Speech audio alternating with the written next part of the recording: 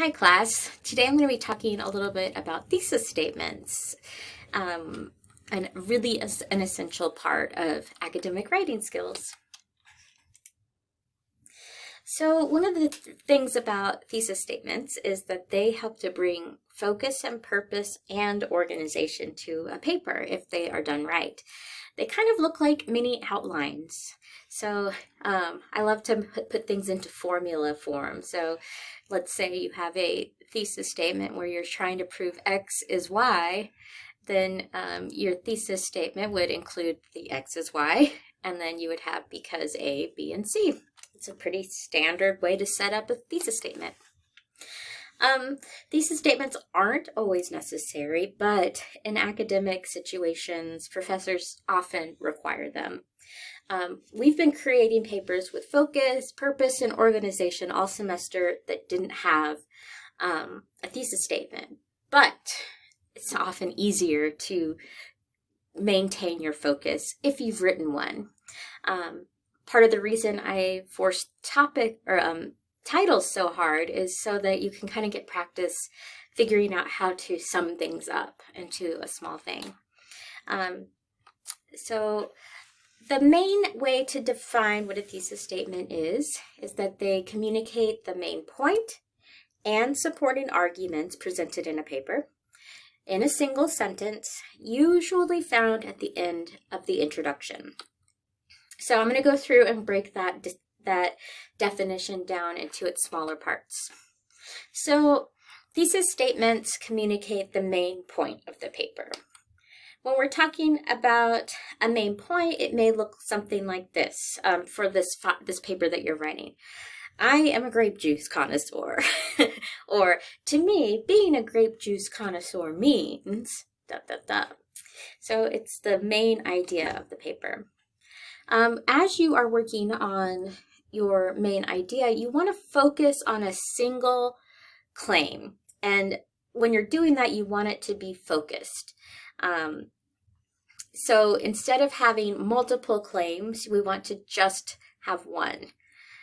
So I am a grape juice connoisseur and a student athlete. Those two things, that's trying to do too much at one time. You may end up you could do a thing about, I am a student athlete, and because of that, I'm a grape juice connoisseur, something like that. But we want to make sure that the main point is contained. Also, thesis statements should be debatable, not factual. So we don't want it to be something that is accepted by everyone. You want to express an opinion. So instead of saying grape juice is a liquid, nobody's going to debate that. Well, maybe crazy people, I don't know. But that's not debatable for most people. A more debatable thesis claim would be something like grape juice is an essential part of a healthy diet. As somebody with insulin resistance, I would say maybe not.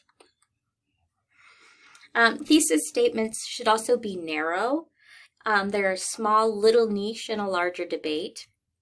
So instead of saying something like grape juice is incredible, so broad, it maybe is a debatable thesis, but it's so broad that it's trying to do too much. So instead, something more narrow would be grape juice connoisseurship is an underappreciated art. So it's small enough that we can handle the whole thing in 6 to 8 pages. The next piece of our thesis statement definition is that thesis statements contain the supporting arguments that help to support your main point. So when you're doing that, they provide a preview of what's coming in the paper. So going back to that formula that I showed at the beginning, X is Y because A, B, and C is a formula you can use. X is the topic, Y is the claim, A, B, and C are the paragraphs that form the body of the paper, or sections of the paper. Not necessarily 3 paragraphs, it could be sections.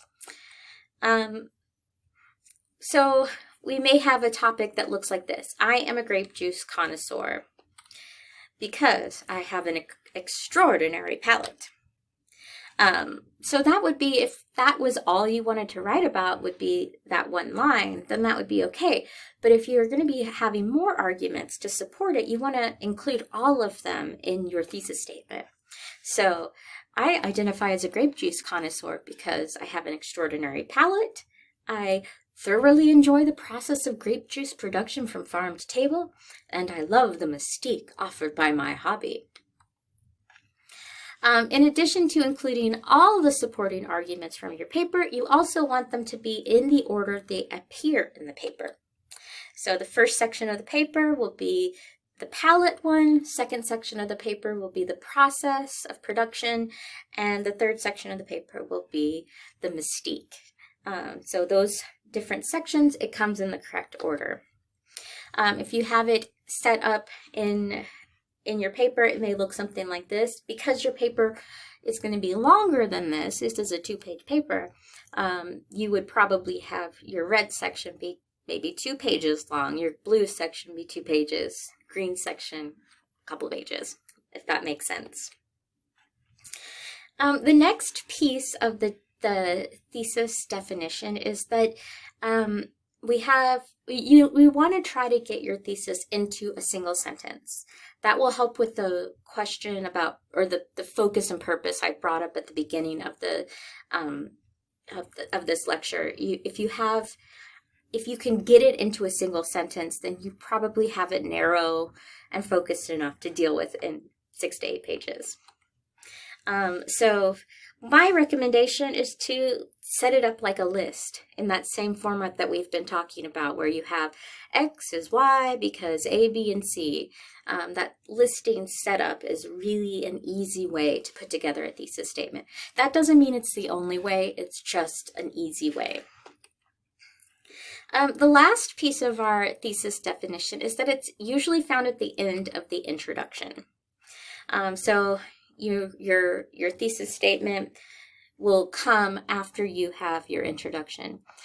Your introductions for this paper may end up being a little bit longer. It may end up being closer to this area of the first page, depending on if you end up using a narrative introduction. But in any case, we want it to come early. There are people sometimes who use a delayed thesis statement if you have a really challenging topic that you need to ease your audience into. But in most academic contexts, it would be better to put it up front rather than delay it for the end. And so those are the main things that we are looking for with your thesis statements. A main point that is focused, debatable, and narrow. Supporting arguments that show a preview of what you're going to say, includes all the arguments and they're in order in a single sentence at the end of the introduction. So an easy thesis for this paper topic that you'll be writing about is something like this. To me, being an X means A, B, and C. That's one way to do it.